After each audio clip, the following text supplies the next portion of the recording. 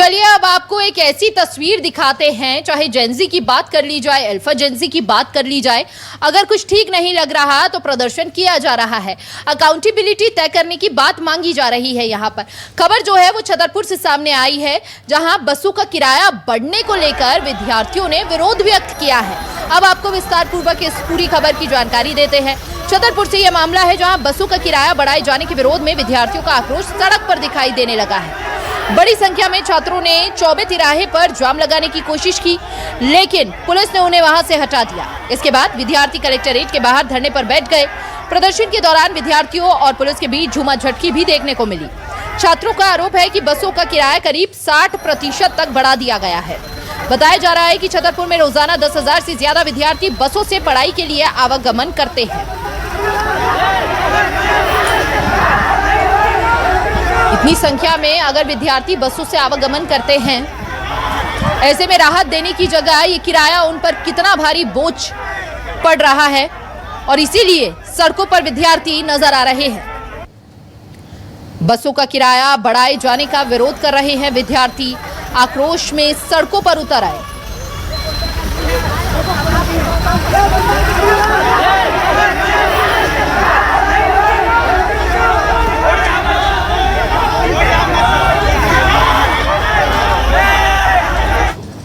ज्यादा जानकारी के लिए संवाददाता रणधीर परमार हमारे साथ जुड़ चुके हैं। रणधीर, अक्सर देखा जाता है, चाहे सरकारी बसें हो या फिर कई संस्थान ऐसे हैं जहां पर विद्यार्थियों के लिए कंसेशन दिया जाता है। अगर बसों का किराया भी बढ़ा तो विद्यार्थियों के लिए कोई कंसेशन वहां पर उपलब्ध क्यों नहीं कराया गया?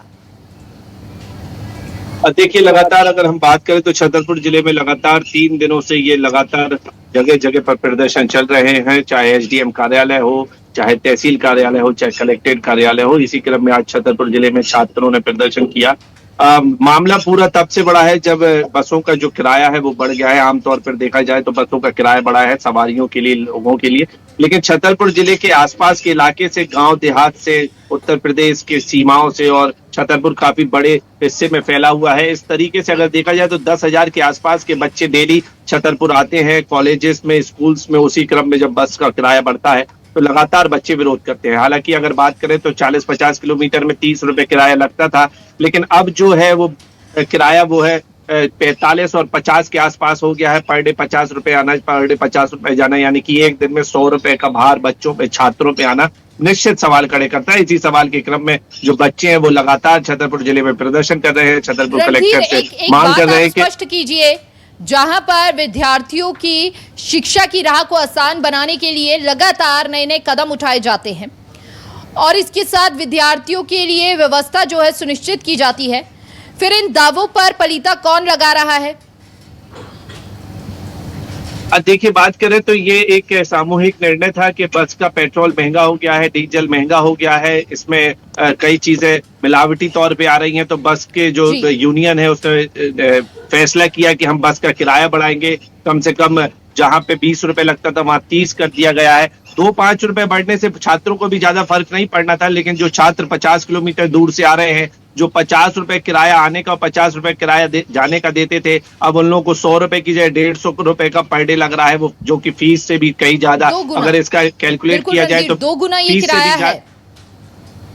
तो इसलिए छात्र लगातार प्रदर्शन कर रहे हैं। उसी क्रम में आज छतरपुर में 24 घंटे पे छात्रों ने चक्का जाम किया, जिसकी पुलिस की समझाइश के बाद वो कलेक्ट्रेट पहुंचे, और कलेक्ट्रेट में जब इंटर करने लगे तो पुलिस ने फिर रोका, जहां झूमा झटकी और इस तरीके की तस्वीरें सामने निकल कर आई है। आप ये बताइए, क्या केवल बस का किराया बढ़ाने को लेकर ही ये प्रदर्शन किया जा रहा है छात्रों की ओर से, या फिर कई अन्य मुख्य मांगे और हैं? फिलहाल अगर इस प्रदर्शन की बात करें तो छात्रों का सिर्फ ये कहना है कि जो स्टूडेंट होते हैं उनको किराया में कम किया जाता है, और यहाँ पे अगर बात करें जाए तो किराया डबल और 1.5 गुना कर दिया गया है, जिससे छात्रों को परेशानी आ रही है। और छात्रों की इस प्रदर्शन के माध्यम से सिर्फ एक ही मांग है कि उनका किराया किसी भी सूरत में कम किया जाए, नहीं तो आने वाले दिनों में वो बसों को एक जगह से दूसरी जगह आने से रोकेंगे। बहुत बहुत शुक्रिया आपका रणधीर, तमाम जानकारी साझा करने के लिए।